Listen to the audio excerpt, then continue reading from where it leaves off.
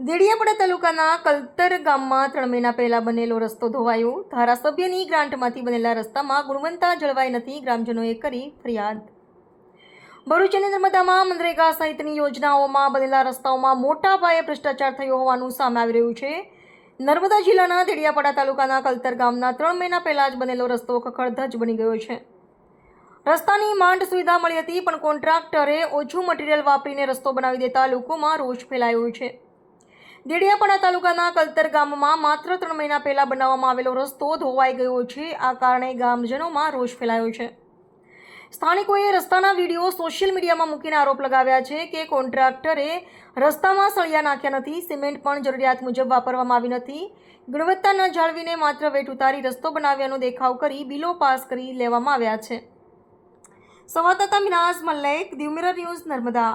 આજે આપણે ડેડિયાપાડા તાલુકાના કલતર ગામમાં આવ્યા છે, જે 3 મહિના પહેલા જ આ રોડ બનાવવામાં આવ્યો હતો. તે હજુ 3 કે 4 જ મહિના થયા છે અને રસ્તો બિસ્માર થઈ ગયો છે. આ કઈ રીતે રસ્તો બનાવ્યો? મેં તમને રસ્તો બતાવું છું. આ જોવો રસ્તો. આપણી સાથે ગામજન બી છે, તેમની સાથે વાત કરીશું કે આ રસ્તો ક્યારે બન્યો હતો અને કેવી રીતના બનાવવામાં આવ્યો છે. આ રોડ 2 મહિના અંદરમાં બન્યો છે અને સળિયા નહીં નાખ્યા અંદર કે કશું નહીં. આ ખાલી કાંકરા તમે જોવા મળશે, ગઠરે ચાલ્યો નથી રોડ. અને મેન રોડ થી આંગણવાડી સુધી લખ્યો છે ને આંગણ તરફ બી જતો બી નહીં રસ્તો, અડધો જ છે.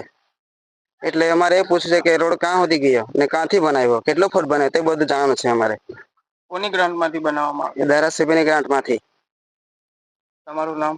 કિરણ. કયું ગામ? કલતર.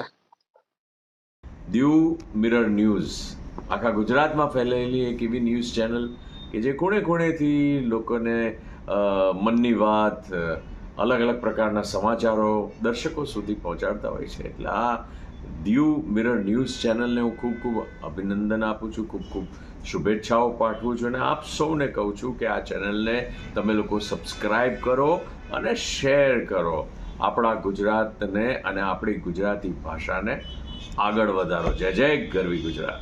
હાય, હું છું ક્રુઝિન સિંઘાનિયા. આપની આસપાસના સત્ય સમાચાર જાણવા માટે જોતા રહો દીવ મિરર ન્યૂઝ. અને હા, લાઈક અને સબસ્ક્રાઇબ કરવાનું ભૂલતા નહીં. Thank you. હેલો, નમસ્કાર, જય શ્રી કૃષ્ણ. હું છું તમારો પ્રિય ખજૂરભાઈ. તમામ ગુજરાતીઓને કહીશ કે સરસ મજાનું ન્યૂઝ એવું કે દીવ મિરર ન્યૂઝને જોતા રહેજો. જય માતાજી, જય શ્રી કૃષ્ણ.